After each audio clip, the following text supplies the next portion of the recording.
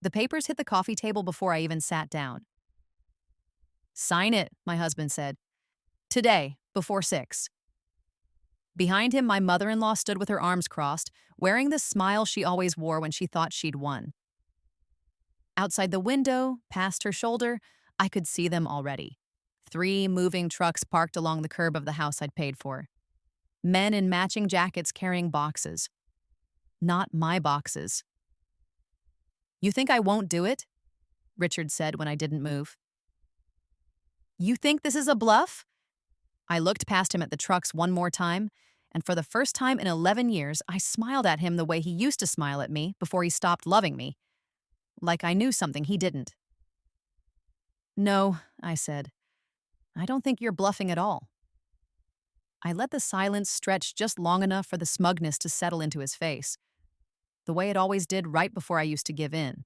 Vivian, his mother, actually laughed, a short, satisfied huff through her nose like she'd trained a dog to finally sit.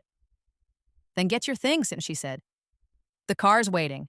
Don't make a scene in front of the movers." That was the moment I almost let myself feel it. 11 years of her voice doing that to me, dressing cruelty up as manners, and me swallowing it every single time because I thought family was supposed to hurt a little, because I thought love meant tolerating people who didn't like you. I used to believe that. I used to believe a lot of things, right up until the night I died believing them. I remembered dying. That was the part nobody else in this room knew. The part that made all of this, the papers, the trucks, the twin cruelties standing in my living room and matching self-satisfaction, almost funny to me now. I remembered the hospital ceiling, the water stain shaped like a comma above the second fluorescent panel from the door, because I'd stared at it for 11 months and knew every inch of it, better than I knew my own husband's face by the end. I remembered the smell of the room, antiseptic laid over something Swedish and rotting that no amount of cleaning ever quite erased. I remembered the sound the machines made at 3 in the morning, the particular hush of a hospital at that hour, nurses' shoes on linoleum, and I remembered Richard's voice in the hallway outside, not raised in grief but in irritation, complaining to Vivian that the paperwork transferring my father's company into his name hadn't gone through in time, that if I hung on too long, it would complicate the estate. I remembered hearing that at the very end through a body that no longer had the strength to make a sound, and understanding with perfect cold clarity that the 2 people I loved most had been waiting for me to die for over a year. I remembered thinking, in that last conscious hour of my first life, that I would have given anything, anything at all, for one more year of health, just to make them regret it. I did not get that year. I got something stranger instead. And then I opened my eyes, and it was 11 years earlier, my wedding day. Vivian's hands smoothing my veil while she murmured, just for me to hear, "Try not to embarrass us, dear." The exact words, the exact tone, the same faint smell of her rosewater perfume, the same cold ring of her knuckles against my collarbone as she adjusted the lace. I sat up in that borrowed body with all of my old memories intact, and I understood, in the space of a single breath, that I had been given something no one else in my life would ever be able to detect, measure, or defend against. I already knew how this story ended, and I had 11 years to make sure it ended differently. I didn't cry. I didn't rage. I did something far more dangerous. I smiled at Vivian in the mirror and said, "I'll try." And I meant something entirely different by it than she thought. The first few weeks back inside that borrowed younger body were the strangest of my whole life. Stranger even than the confrontation itself would be, 11 years later. I kept catching myself reaching for habits that belonged to a version of me who no longer existed yet. Reaching for reading glasses I wouldn't need for another decade. Flinching at a stare I remembered as loose. A stare that, in this house, in this earlier version of things, hadn't yet developed its creak. I spent the first month in a kind of quiet vertigo, relearning the specific weight of being 34 instead of 45, relearning how much energy I had in a body that hadn't yet spent 11 years being slowly ground down by disappointment. I remember standing in the kitchen of the small apartment Richard and I shared before we bought the house, a detail I'd forgotten entirely until I was standing in it again, and feeling something I can only describe as grief for a future that hadn't happened yet. Grief for all the years I was about to spend again, even knowing this time exactly how to spend them differently. I told no one what had happened to me. There was no one to tell.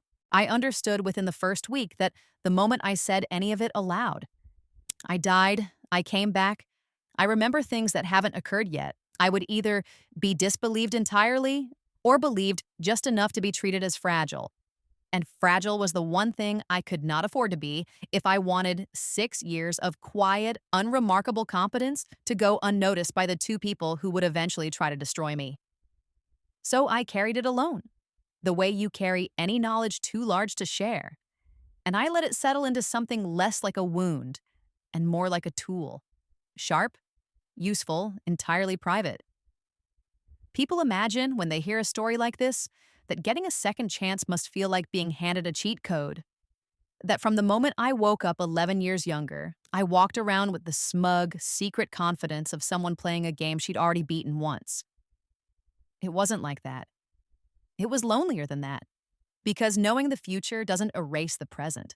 I still had to sit through every slight in real time, still had to feel Vivian's contempt land on my skin fresh each time, still had to watch Richard's eyes drift, inch by inch, year by year, toward the version of himself that no longer wanted me. Except now I understood exactly what I was watching, and understanding it didn't make it hurt less. It just meant I couldn't afford to let the hurt show. The first year, I mostly just watched. I'd married into money that wasn't really money at all. Richard's consulting firm was 3 years old when we met, still living off a single anchor client and a lot of confident talk at dinner parties. And Vivian had built her whole identity around the idea that her son was a self-made success rather than a man one bad quarter away from disaster. I remembered from my first life exactly when that bad quarter would come. I remembered him pacing the kitchen at 2 in the morning, 4 years into our marriage, a whiskey glass sweating on the counter, muttering about a client who'd pulled out, about a loan he'd taken against terms he hadn't fully understood. I remembered being awake for it that first time and being frightened for him. Actually frightened, the way a wife is supposed to be frightened for a husband in trouble. This time, I lay in bed on the corresponding night, 4 years in, and listened to him pace and felt nothing but a cold, focused attention like a surgeon listening for a heartbeat before the first cut. Our first Thanksgiving as a married couple in year one is a memory I've returned to often, not because anything dramatic happened, but because it was the moment I fully understood the shape of the family I'd married into. Vivian hosted at the house she and Richard's late father had bought decades earlier, a sprawling colonial with a dining room built for exactly this kind of performance. And she'd seated me at the far end of the table near the kitchen door. So you can help keep an eye on the staff, dear, since you're used to that sort of thing. I remembered from my first life feeling humiliated by that seating arrangement and saying nothing, swallowing the humiliation along with the meal the way I swallowed everything in those years. This time I sat exactly where she put me, smiled exactly as warmly as she expected, and spent the entire dinner quietly cataloging which of her guests mentioned financial pressures of their own. A cousin complaining about a business partner who'd walked away from a joint venture, an uncle grumbling about a bank that had gotten difficult about a renewal, filing each name away without letting a flicker of interest show on my face. I understood by the end of that first Thanksgiving that Vivian's entire social circle was built on exactly the same kind of quiet financial fragility as her son's firm, and that patience applied broadly enough would eventually hand me more leverage than I could possibly need. My own birthday that same year fell on a Tuesday in late October, and Richard forgot it entirely. Not out of cruelty, I don't think, but out of the specific, thoughtless carelessness of a man who had never once had to consider whether someone might notice his inattention.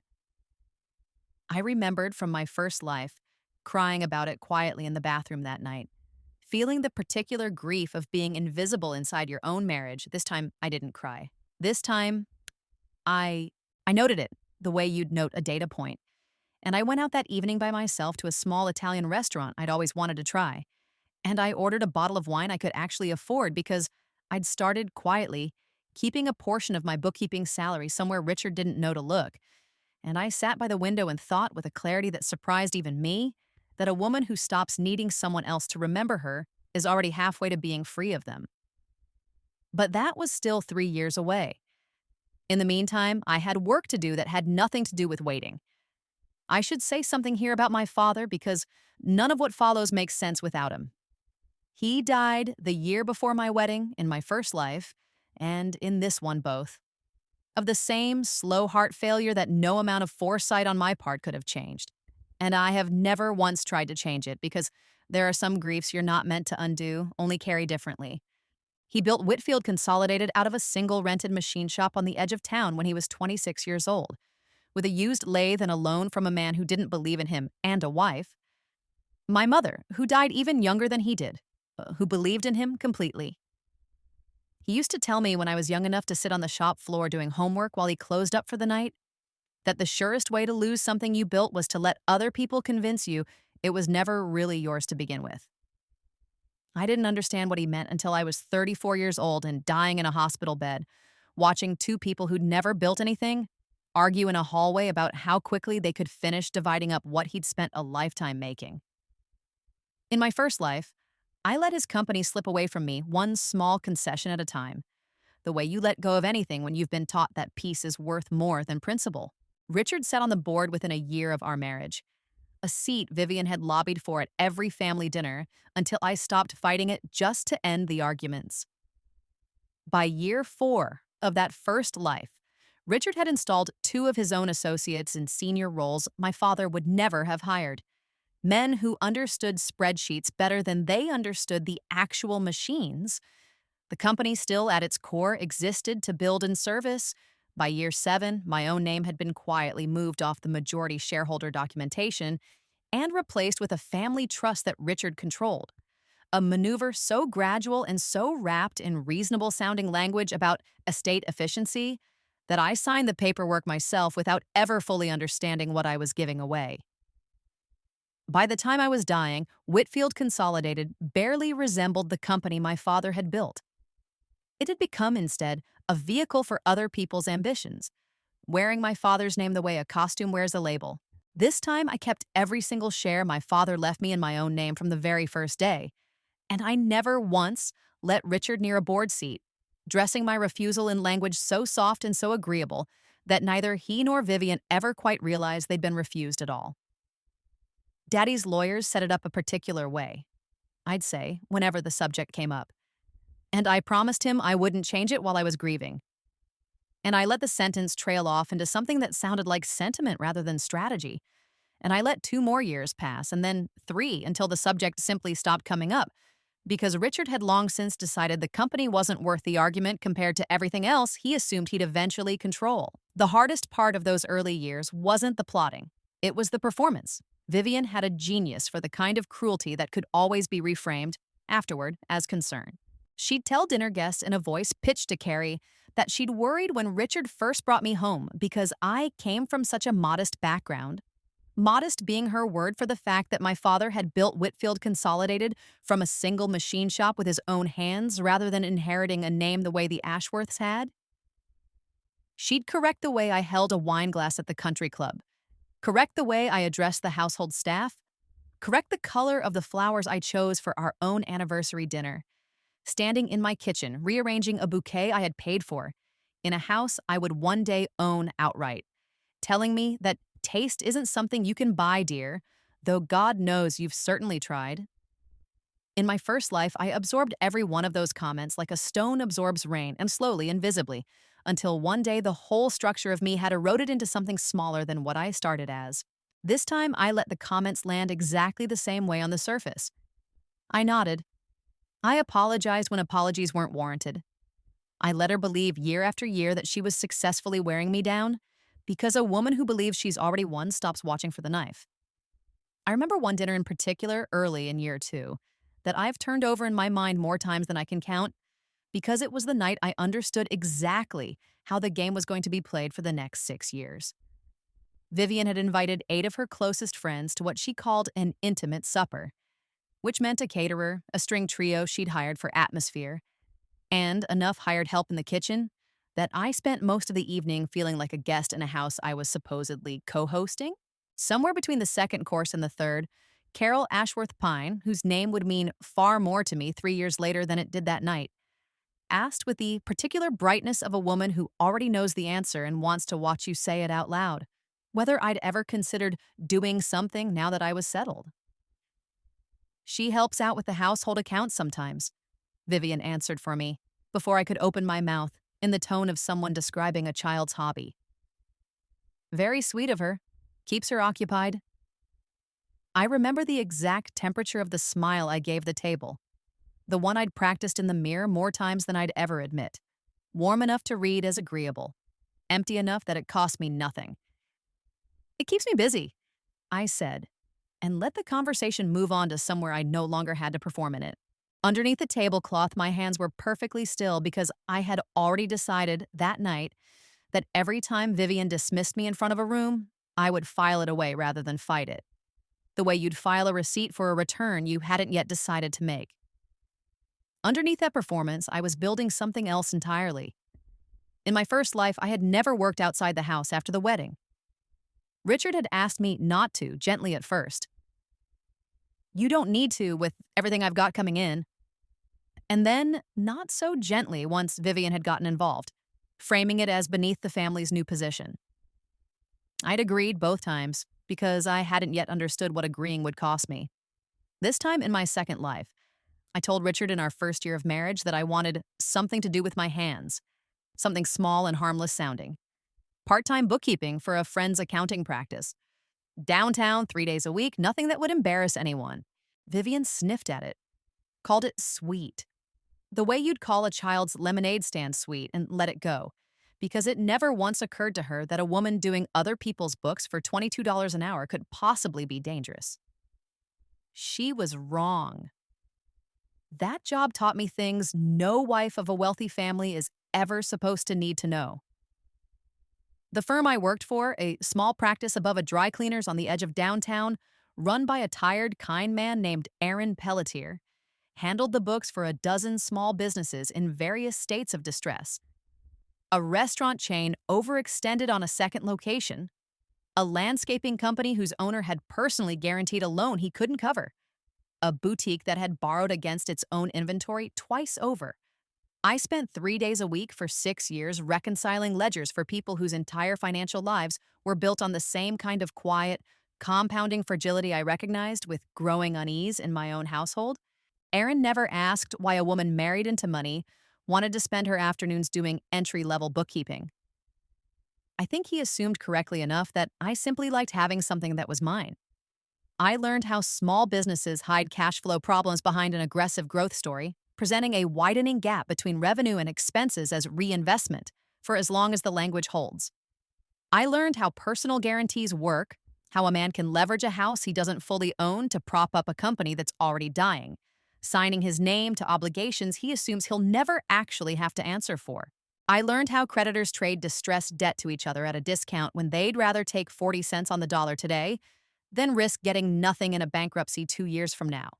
And I learned from a client of Aaron's who ran a small debt purchasing outfit out of a strip mall office, exactly which brokers handled those trades quietly enough that no one on the selling end ever thought to ask who was really buying.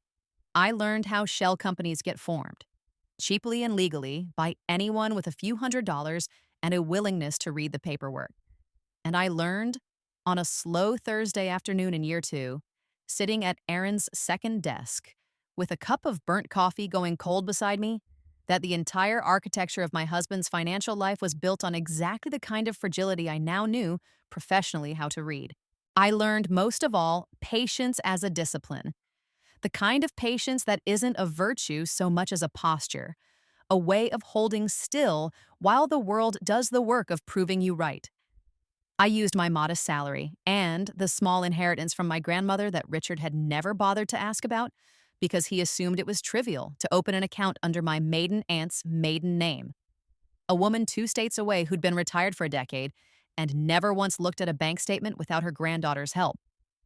I formed my first shell entity in year 2, Ashford Meridian Holdings, a name so deliberately boring it could have belonged to anyone, filed through a registered agent who never once asked why a bookkeeper needed an LLC. I began slowly, moving what little money I could set aside without anyone noticing into small, patient positions. Nothing dramatic, nothing that would show up on any account Richard or Vivian could access because I had none they could access. only accounts they didn't know existed. In year 3, the anchor client Richard's firm depended on, a mid-sized regional retailer that had been his single largest source of revenue since the company's founding, announced it was restructuring, cutting external consulting spend across the board. I remembered this from my first life. I'd watched him take the call in our living room, watched the color drain out of his face, watched him hang up and immediately pour himself a drink at 4 in the afternoon. This time, I made sure I was in the kitchen, close enough to the living room to hear every word.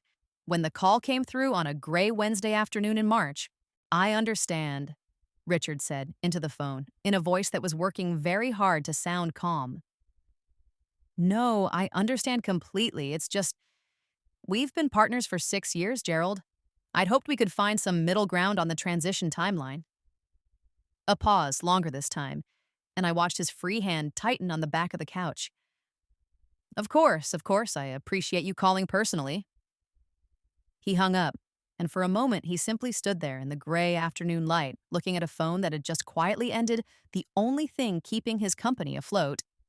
Then he walked to the bar cart Vivian had bought us as a housewarming gift, poured 2 fingers of whiskey at 4 in the afternoon on a Wednesday, and drank half of it standing up before he noticed me in the doorway. "Everything all right?" I asked, and I want to be honest that some old, softer part of me still flinched at the fear in his face, even knowing everything I knew. "Fine," he said. "Just a client thing. Nothing to worry about." He was already reaching for his phone again, already composing whatever version of this story he intended to tell his mother.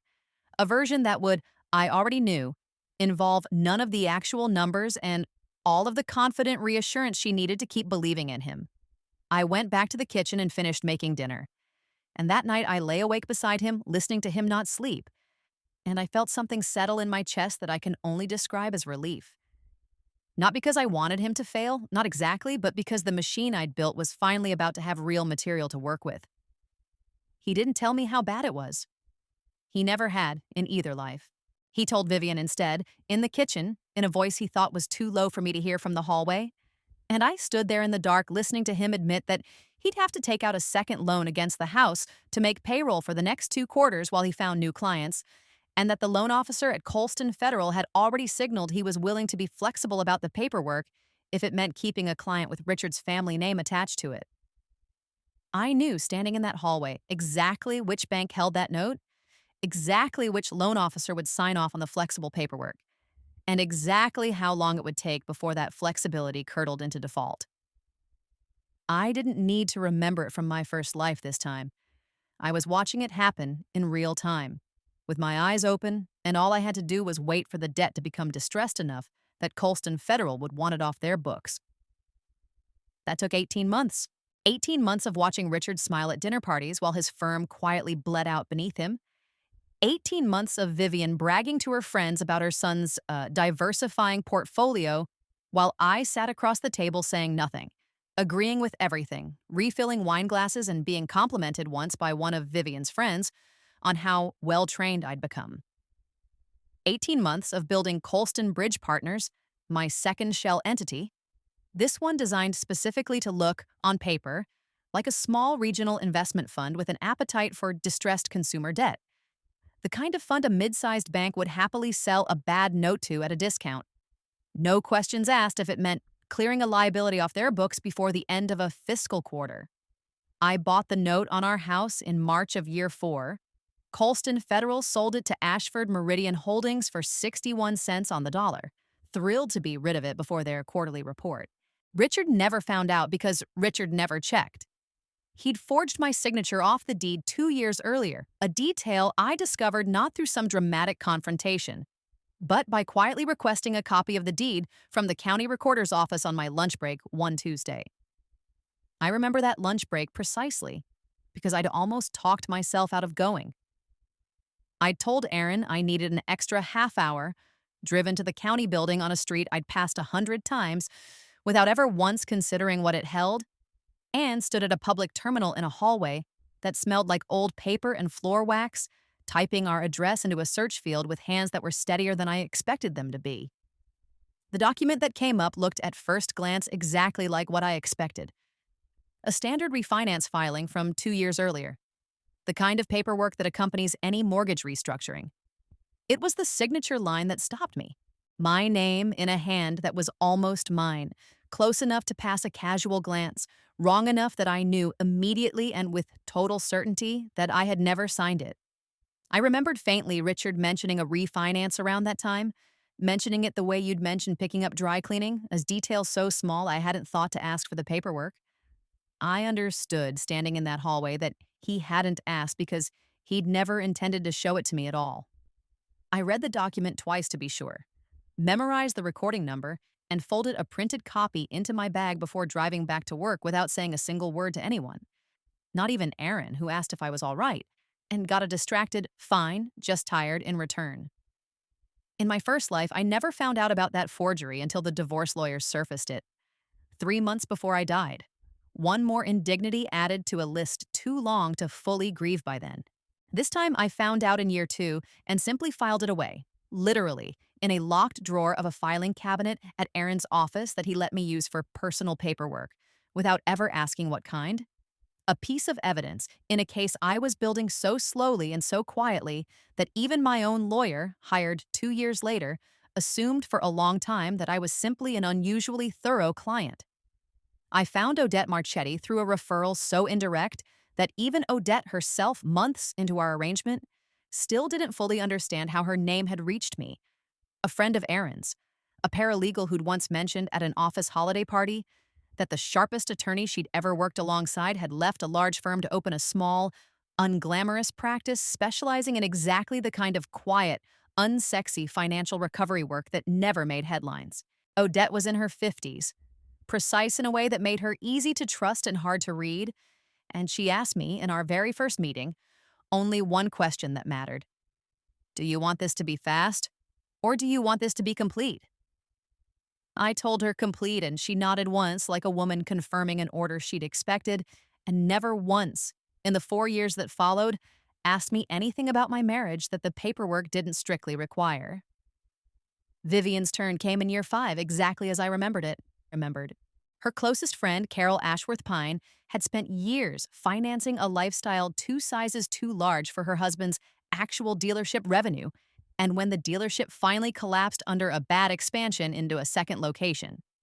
A decision Carol had bragged about at every dinner party for a year, calling it diversification. The same word Vivian used for Richard's collapsing firm, Carol needed cash, fast, quiet, and without her name attached to a public sale that would humiliate her at the club. She held a modest but real position in Whitfield Consolidated, my father's company, inherited from her own father's early investment decades ago. In my first life, I never knew what happened to those shares. By the time I was dying, my father's company had long since been carved apart by Richard and Vivian's decisions, sold off in pieces to men who wore my father's old office like a costume, and never once understood what it had cost him to build it. This time, I was ready. Colson Bridge Partners bought Carol's shares through a broker in April of year 5, at a price that felt to her like salvation, and felt to me like the first plank of a bridge finally reaching the far shore. By year 5, I owned the mortgage on my own house without my husband's knowledge. I owned a quarter of my father's company without my mother-in-law's knowledge. I owned, through 2 more careful acquisitions over the following year, a nervous minor shareholder who wanted out before an expected downturn, and a distant cousin of my father's who'd never had any love for the company and was happy to be rid of the headache. 41% of Whitfield Consolidated by the start of year 6, a controlling enough position, combined with my own inherited shares from my father's estate, to make me the single largest stakeholder in the company that Richard and Vivian had spent a decade treating as a piggy bank that belonged to them by marriage. And through all 6 years, I never once let either of them see it. That was the hardest discipline of all. Harder than the late nights reading loan documents, harder than the quiet meetings with a lawyer sworn to silence, harder than watching my own name disappear from conversations about a company my father had built with his own hands. The hardest part was smiling at Vivian across the dinner table while she explained to a room full of her friends that I'd come a long way, was letting Richard's hand rest possessively on the small of my back at a fundraising gala while his phone buzzed again, with a text from a name I recognized. Elaine, his newest hire, 29 years old, hired specifically, I later learned, because she reminded him of who he'd wanted to be before the firm started failing and he needed someone around who still looked at him like he was succeeding. I saw the texts start in year 3. I remembered them from my first life, too. I'd found them on his phone once in the last year of that life, when I was already sick and past the point of having the energy to fight about it.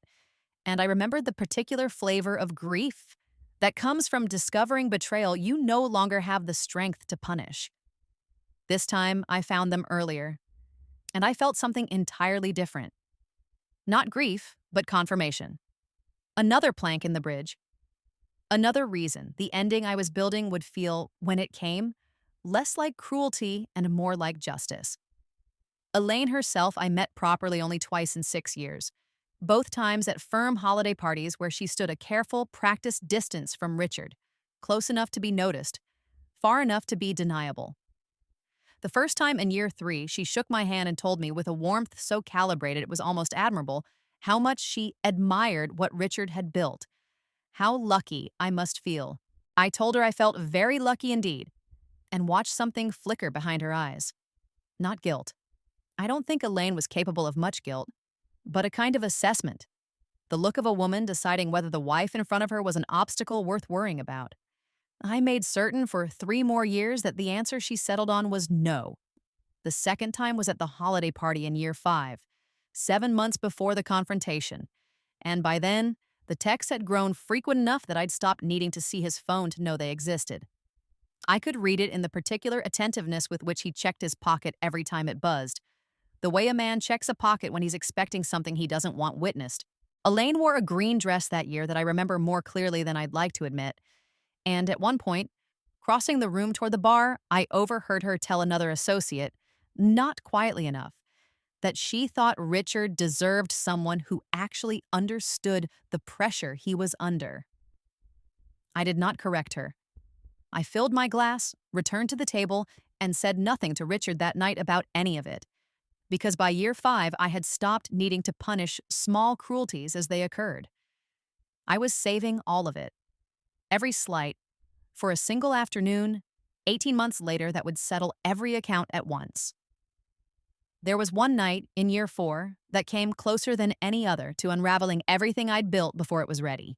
Richard came home early from a business trip he wasn't supposed to be back from until the following morning, and I was at the kitchen table with 3 folders spread in front of me: Ashford Meridian's quarterly filings, a printout of the county deed record, a spreadsheet tracking Whitfield Consolidated's minor shareholders and the rough dates by which I estimated, based on public records, and a little careful gossip gathered through Aaron's clients, several of them might come under financial pressure. I heard his key in the door with no warning at all, and I had perhaps 4 seconds to decide what to do with 4 years of evidence sitting in plain view on the table.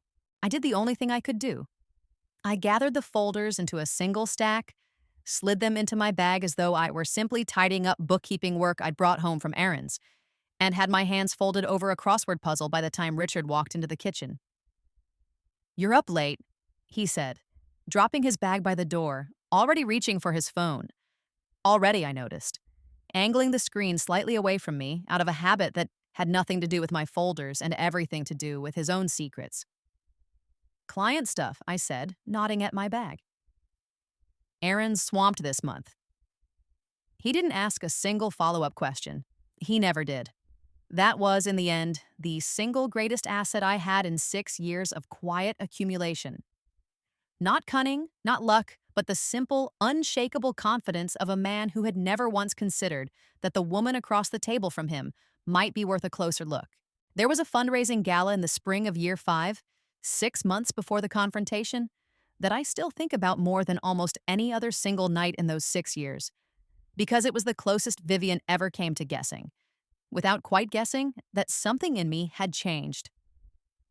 The event was held at the same country club where she'd spent decades holding court, a room full of the same faces I'd been quietly cataloging for years, and at some point during the cocktail hour, in front of perhaps a dozen people, Vivian raised her glass and announced, with the particular brightness she reserved for moments she wanted witnessed, that she wanted to toast our Margot, who's finally learning to keep up with this family. A few people laughed. The easy laugh of people who assume cruelty dressed as affection must be affection after all. I raised my own glass, smiled, and said, I do try, in a voice so light it could have meant anything. And the moment passed the way it was designed to pass, quickly, forgettably, for everyone in the room except me.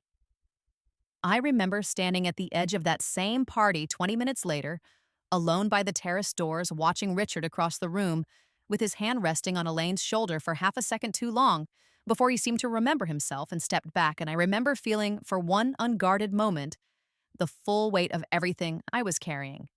6 years of silence, 6 years of small humiliations absorbed and filed away, 6 years of loving no one and being loved by no one while I built quietly the only kind of safety I trusted anymore. I let myself feel it, standing there for perhaps 30 seconds.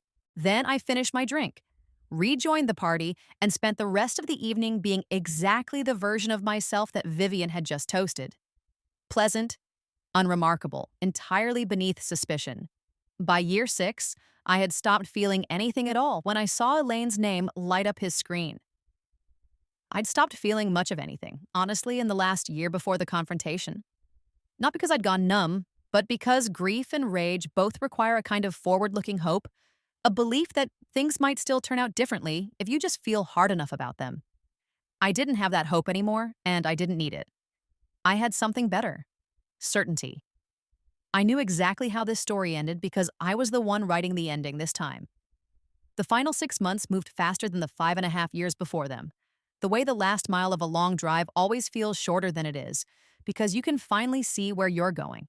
In January of year 6, Richard's consulting firm missed its first loan payment on the $400,000 in debt he'd taken out against the business. Debt I had already purchased 11 months earlier through Colston Bridge Partners at 40 cents on the dollar from a regional lender who was relieved to unload it before a regulatory review. He didn't know the debt had changed hands.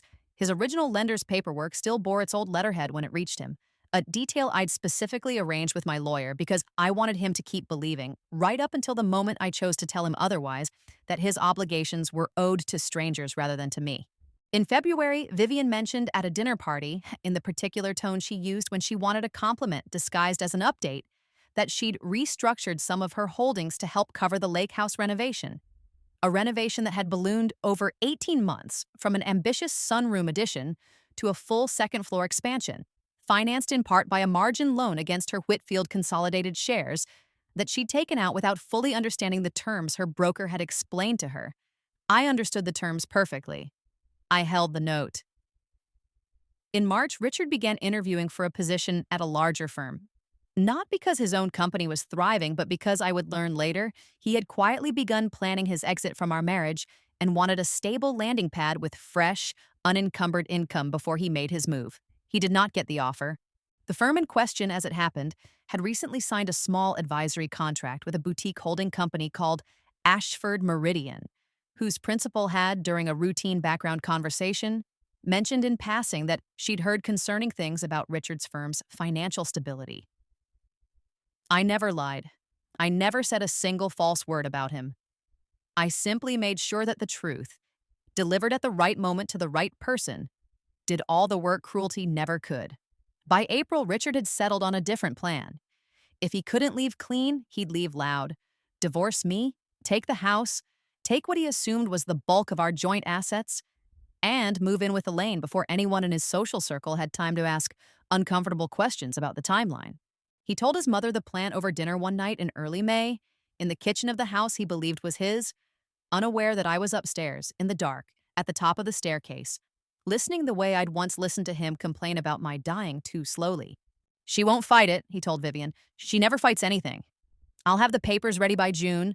I'll have the movers scheduled for the same day so there's no back and forth. And by the time she figures out what's happening, it'll already be done." "And the company?" Vivian asked. "Her father's shares?" "She's never once asked about the company in 6 years," Richard said. "She barely understands what she has. I doubt she even knows what percentage she still holds." I stood at the top of that staircase and I let myself smile. Once fully, in the dark, where no one could see it. The first real smile I'd allowed myself in longer than I could remember. Because he had just told me, in his own words, exactly how badly he had underestimated me, and exactly how much that underestimation was about to cost him. I spent the following 6 weeks finalizing what 6 years had built. My lawyer, a quiet, precise woman named Odette Marchetti, who had worked with me under strict confidentiality since year 4, and who had never once, in all that time, asked me a single question about my personal life beyond what the paperwork required, filed the final transfer documents confirming Ashford Meridian's ownership of both the house note and, through a separate but related instrument, formal notice of the outstanding consulting debt now held by Colston Bridge Partners.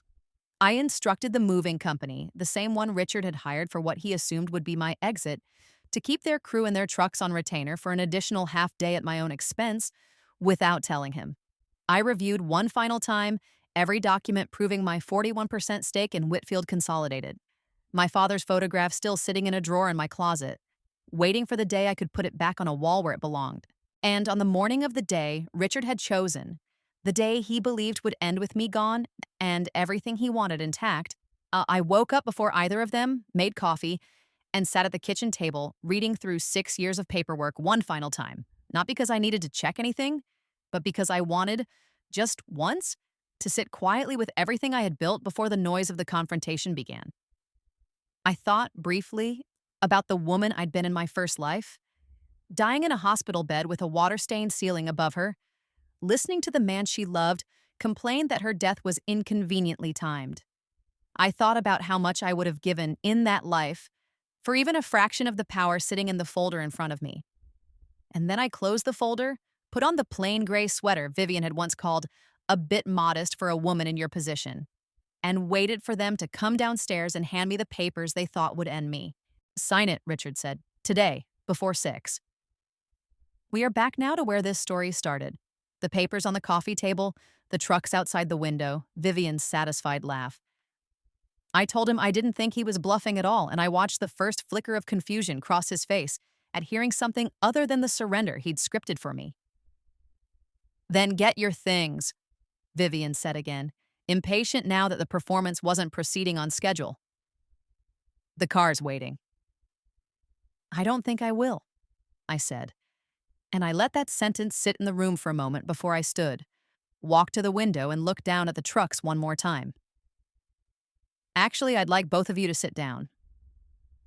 There are some things about the last 6 years I think you should hear before anyone leaves this house." "We don't have time for a speech," Richard said, though something in his voice had already begun to fray at the edges. "You have until 6, I said. "That was your deadline, wasn't it? I'm simply asking you to spend the next hour of it listening instead of packing my things into a truck that, as it happens, isn't going where you think it's going." Vivian's arms tightened across her chest. "What is that supposed to mean?" "It means the house isn't in Richard's name anymore and hasn't been for 8 months, I said. "It means the $400,000 of consulting debt he took out against the firm 3 years ago isn't owed to Colston Federal anymore and hasn't been for almost a year. It means the 41% of Whitfield Consolidated that the two of you have spent a decade treating as a family asset you were entitled to divide between yourselves is mine, fully on paper, and has been since April. I'd like to walk you through exactly how, because I think you'll want to understand it before your own lawyers confirm it for you this afternoon." "That's not possible," Richard said.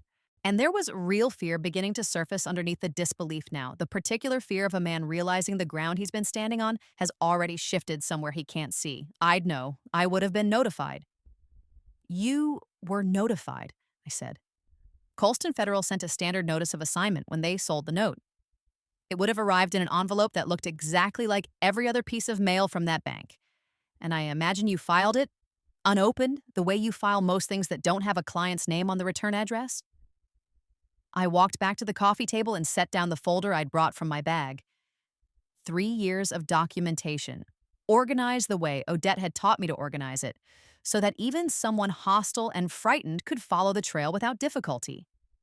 Deed transfer recorded in March. Assignment of note recorded the same week. Debt purchase agreement for the consulting firm's obligations dated the following November. Share transfer records for Whitfield Consolidated. The most recent dated April of this year. I've highlighted the relevant signature pages. You're welcome to take your time." Richard didn't touch the folder. He stared at it, the way you'd stare at something that might be dangerous to pick up. "Who is Ashford Meridian?" he said finally, though I think some part of him had already guessed the answer and simply needed to hear it said aloud to make it real. Me, I said. Since year 2. Colston Bridge Partners is also me, since year 3. I'd tell you the third one, but I don't believe you've encountered it yet. It holds a position in your firm's remaining accounts receivable that I imagine will become relevant to you sometime next quarter. You're lying, Richard said, but he was already reaching for his phone, and I let him call because I wanted him to hear it confirmed by someone other than me. I watched his face while his own lawyer's voice, tinny and distant through the receiver, walked him through exactly what I'd already told him.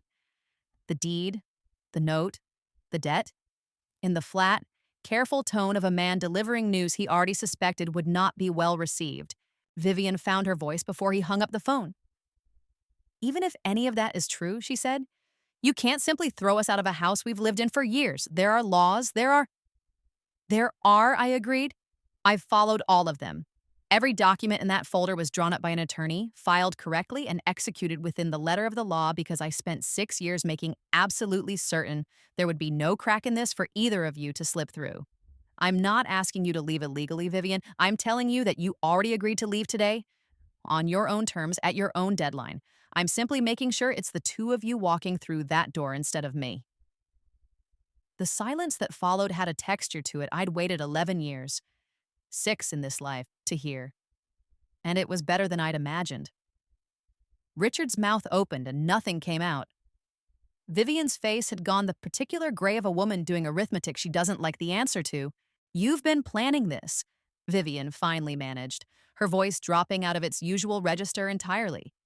Raw in a way I'd never once heard from her in 6 years of dinners and holidays, and small, calculated cruelties.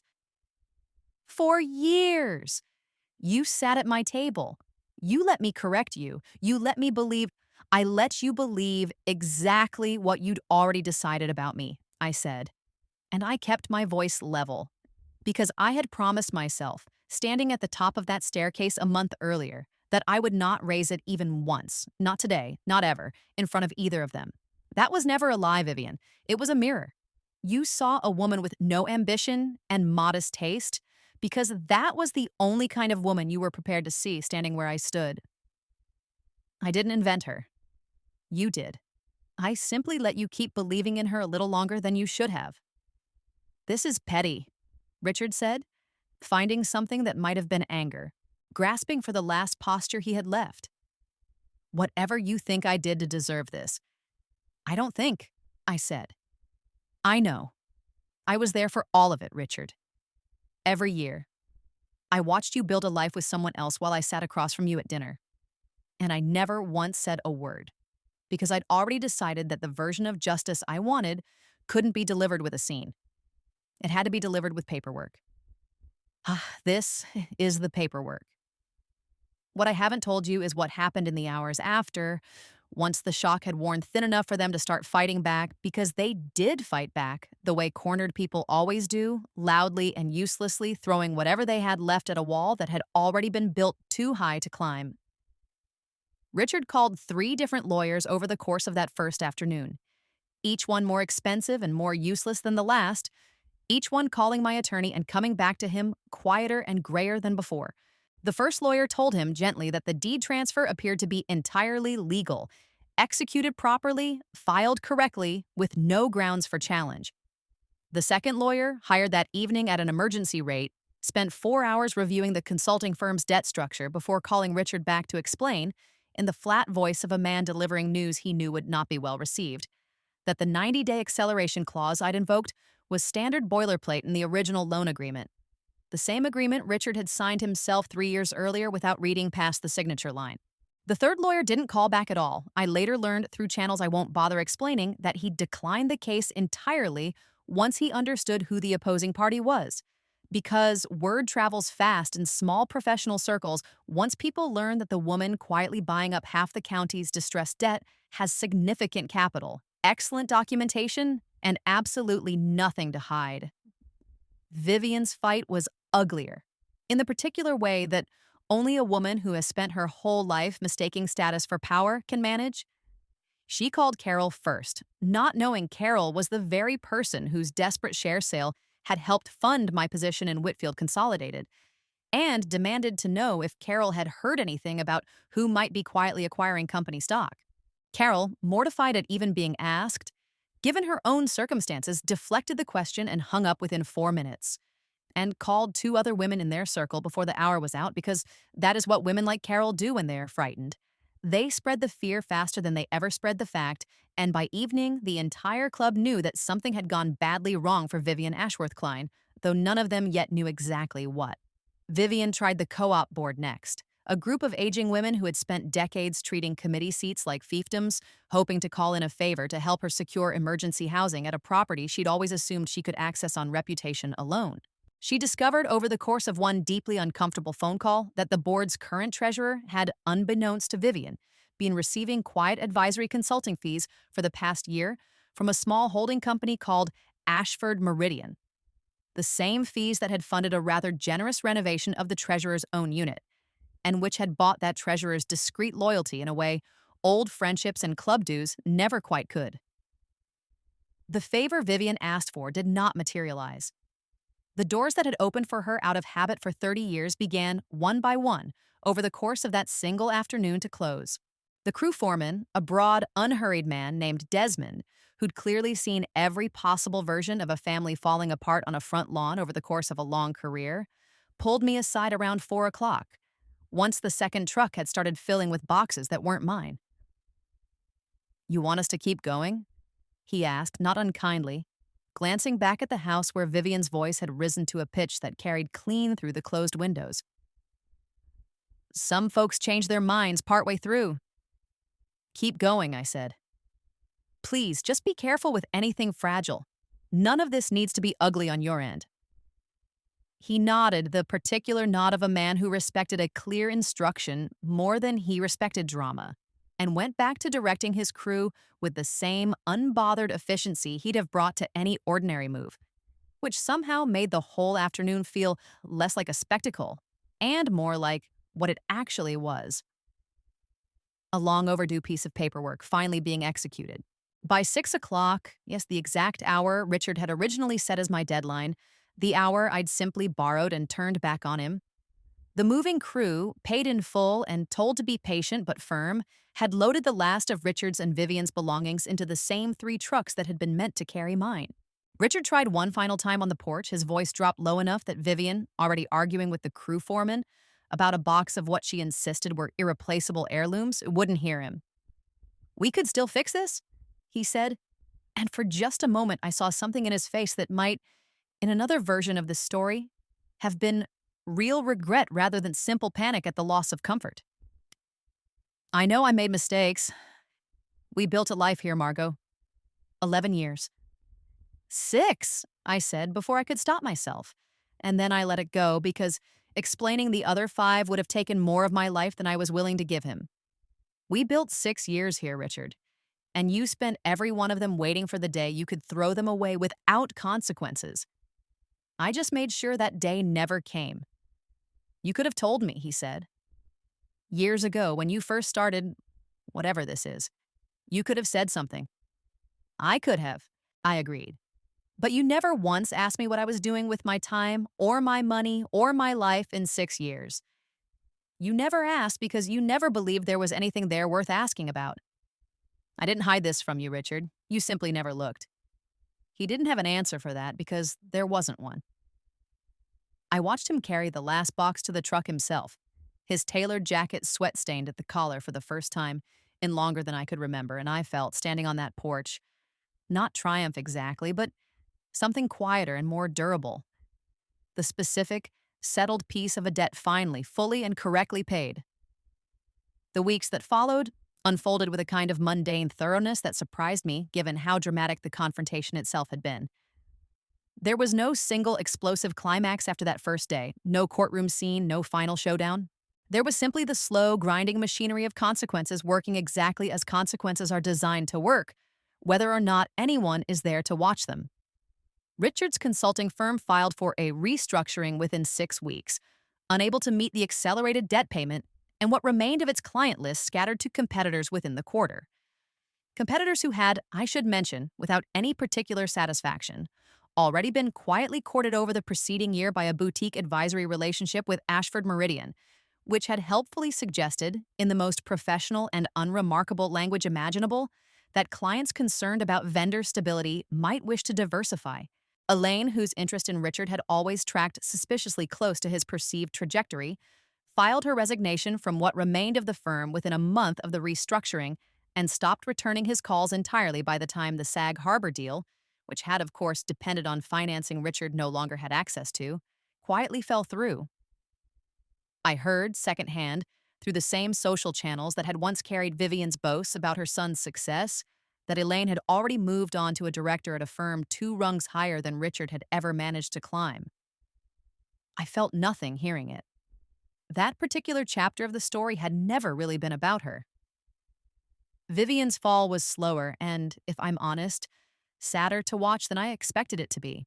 She was 71 years old that year, and the version of her life she'd spent 5 decades building, the club memberships, the co-op board seat, the careful architecture of a social standing built almost entirely on her son's presumed success and her late husband's old money name, did not collapse all at once so much as it quietly deflated, week by week, invitation by uninvitation, until the woman who had once corrected the way I poured wine found herself, 8 months after that confrontation in my living room, moving into a 2-bedroom apartment, a fraction the size of the guest wing she used to complain about cleaning. I sent her a fruit basket the day she moved in. I want to be honest about why. It wasn't kindness, not exactly, and it wasn't cruelty either, though I imagine she read it as one or the other, depending on the day. I sent it because I wanted her, every time she looked at it sitting on whatever modest counter she now had, to understand precisely who still had the manners in this story, and precisely how far that basket had traveled from the woman she'd once told on her wedding day to try not to embarrass the family. I don't know if she ever understood the message. I never asked. Some doors, once you've walked through them, aren't worth walking back to check. The divorce itself finalized in a conference room that could not have been more different from the living room where it started. No trucks, no raised voices, just Odette on one side of a long table and Richard's third and final attorney on the other, a young man who looked by the end of the 2-hour meeting like someone who'd aged several years in a single afternoon. Richard didn't attend in person. He sent his lawyer with a limited power of attorney and a settlement position so thin it barely qualified as negotiation, because there was by that point almost nothing left to negotiate over. I kept the house. I kept my full stake in Whitfield Consolidated, which had never legally been a marital asset to begin with, a fact his own lawyers confirmed with visible discomfort once they'd finally read my father's original trust documents in full.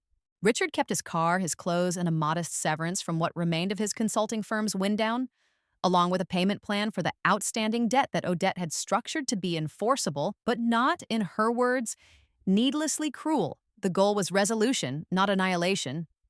I signed the final papers with the same pen Richard had once slid across our coffee table, which Odette had, without my asking, quietly retrieved from the house and brought to that meeting. A small private joke between the two of us that I've never fully explained to anyone else and don't intend to now. Carol reached out to me herself about 4 months after the confrontation in a message so carefully worded it must have taken her an hour to draft. She didn't apologize exactly. I don't think Carol had the vocabulary for a real apology, having spent her whole life around people who treated apologies as concessions rather than corrections. But she thanked me in a roundabout way for the price I'd paid for her shares the year before, admitting that the money had, in the end, kept her out of a bankruptcy that would have cost her far more than her dignity. I wrote back one line. I'm glad it helped. I hope you're doing well. I meant it, mostly. Carol had never been cruel to me the way Vivian had. She'd simply been weak in the particular way that people are weak when they've spent their whole lives inside a system that rewards cruelty, and weakness, I've come to believe, deserves a different accounting than malice does. I never told her that her shares had become the cornerstone of my controlling stake in my father's company. Some knowledge isn't a gift. It's just weight, and I'd carried enough weight for both of us already. The company took longer to fully restore than either of the personal collapses because a business, even a wounded one, moves at the pace of contracts and quarters rather than the pace of a single humiliating afternoon. But within 6 months, Whitfield Consolidated posted its strongest quarter in a decade. I want to be careful here, because it would be easy to make this sound like a simple story of a wronged woman claiming a throne that was always rightfully hers, and it wasn't quite that simple. Rebuilding a company that had spent years being carved up and sold off in pieces required more than just legal ownership. It required rehiring people who had left when the leadership grew careless. It required rebuilding relationships with vendors who had learned over a decade of Richard and Vivian's mismanagement not to trust the Whitfield name the way they once had. It required long days that had nothing to do with revenge at all, days spent simply doing the unglamorous work of running a business well, because my father had taught me, long before any of this began, that the only real answer to being underestimated is to become undeniable. One of the first calls I made, the week after the confrontation, was to a man named Walter Ochoa, who had run the machine floor for my father for 18 years before Richard's hand-picked board pushed him into early retirement 4 years earlier, replacing him with a younger cousin of one of Richard's college friends who understood margins far better than he understood machines.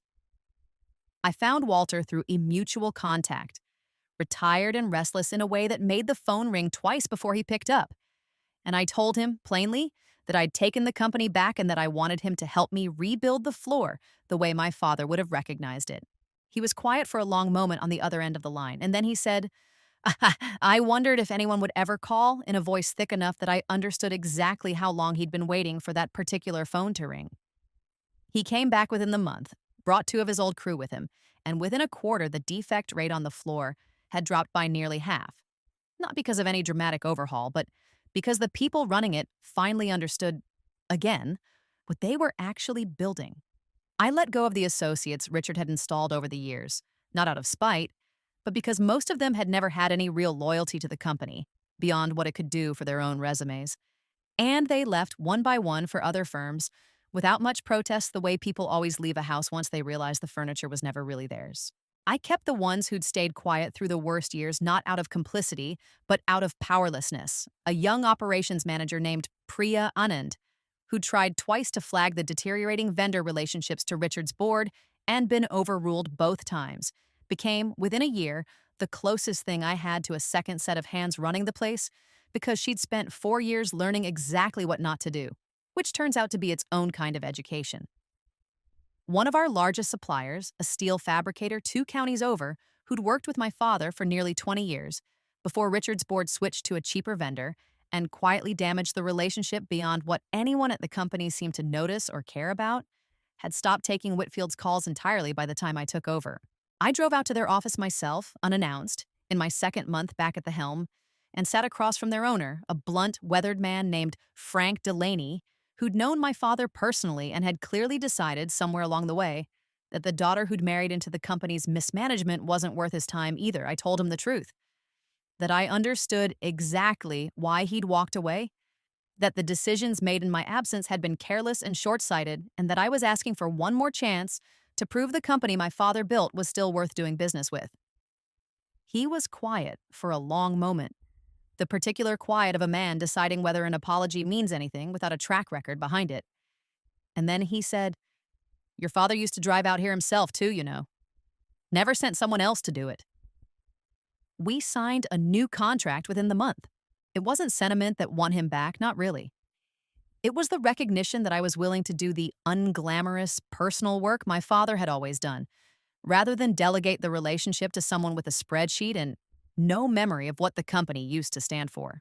I hung my father's photograph back on the wall of the office myself on a Tuesday afternoon, with no ceremony and no witnesses, because I didn't need anyone to see it to know what it meant.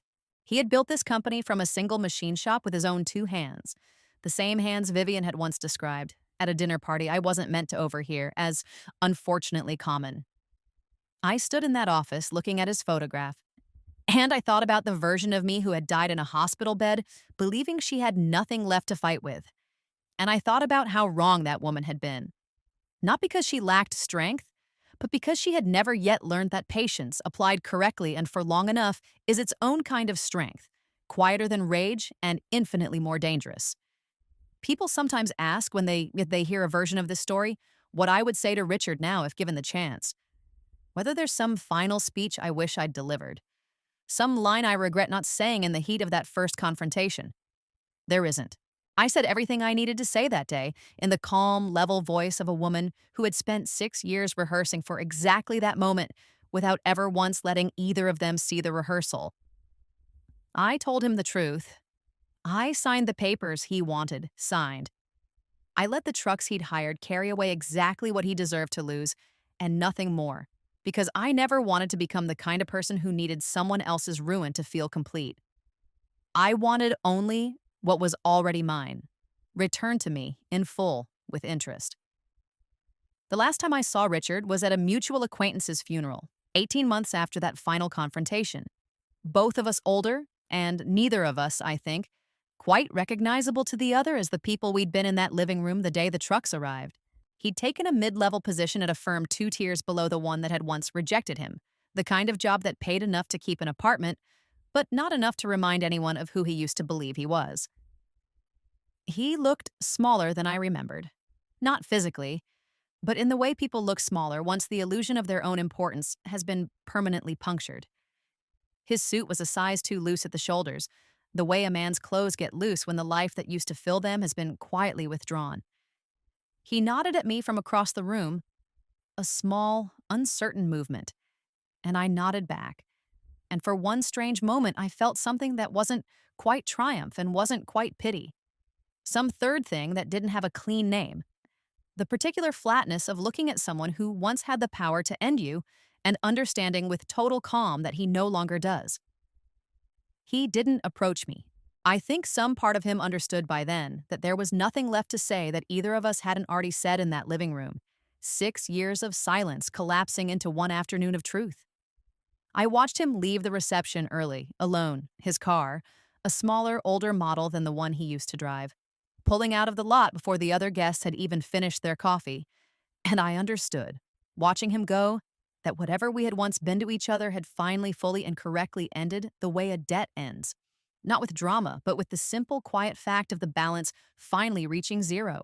I heard much later secondhand, through the same channels that carry all news eventually in a town small enough that everyone still knows everyone, that Vivian had grown genuinely close with one of her new neighbors in the smaller apartment building she'd moved into, a retired schoolteacher named Ruth, who had apparently no interest whatsoever in Vivian's old social standing, and no patience for her attempts to reconstruct it through gossip and comparison.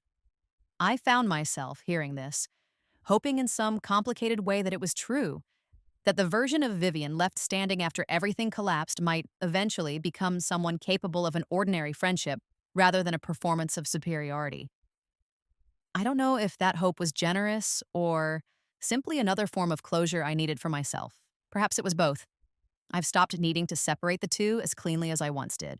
I think about the woman I was in my first life sometimes, late at night, the way you think about someone you used to know rather than someone you still are. I think about her lying in that hospital bed, staring at a water-stained ceiling, listening to the two people she loved most complain about the inconvenient timing of her death.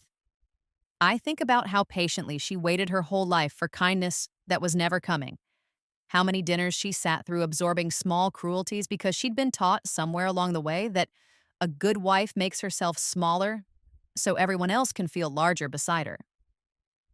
I wish, if I could, that I could go back and tell her something. Not that everything would be fine, because it wouldn't be. Not for her, not in that life, not with the time she had left.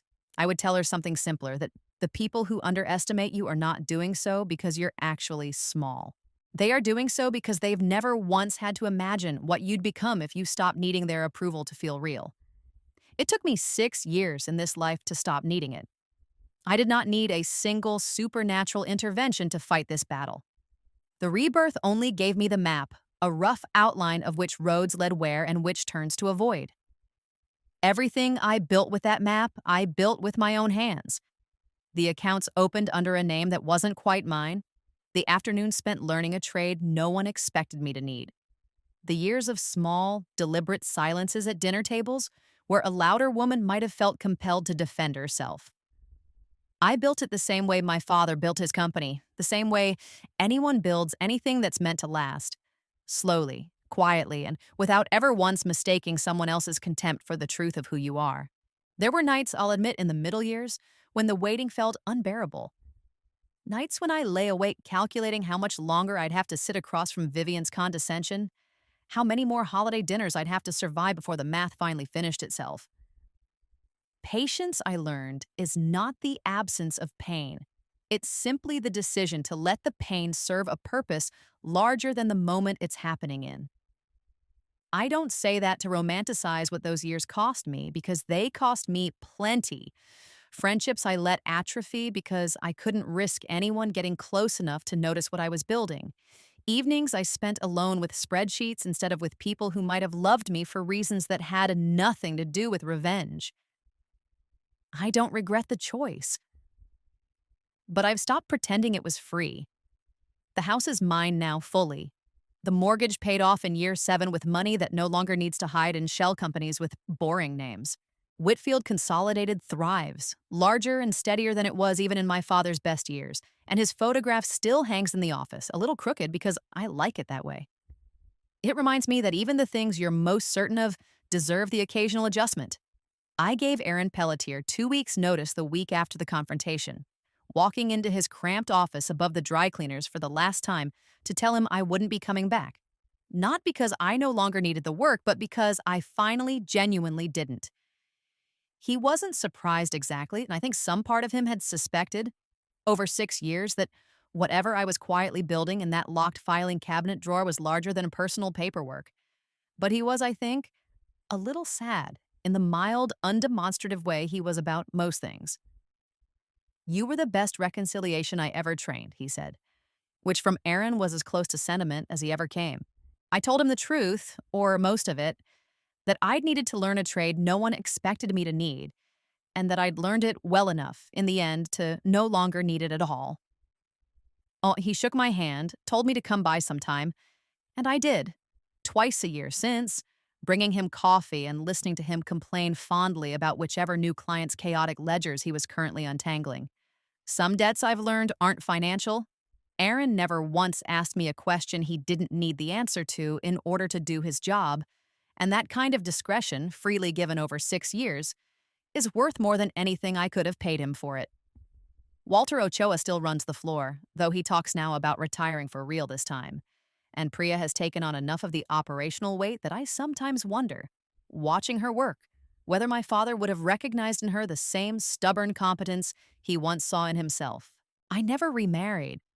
Not because I'm bitter, but because I've found in the years since that I don't need anyone's hand at the small of my back to know exactly where I'm standing. I still keep in the bottom drawer of my desk the original folder Odette helped me assemble.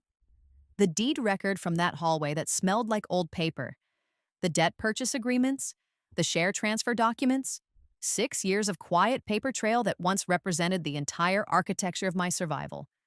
I don't look at it often anymore. I keep it the way you keep a scar you're not ashamed of. Not to relive it, just to remember, on the days when the company runs smoothly and the house is quiet and nobody is trying to take anything from me, exactly how much it once cost to arrive at this particular kind of peace. And when people ask me, as they sometimes do, whether I regret the 6 years of silence, the 6 years of smiling at cruelty and calling it patience, I tell them the truth. I regret nothing about the waiting. I only regret that it took 2 lifetimes to learn that the quietest woman in the room is very often the only one doing any real counting, and that on the day the math finally comes due, there is no bluff left to call, only trucks outside the window packed and waiting for exactly the people who always assumed they'd never have to leave.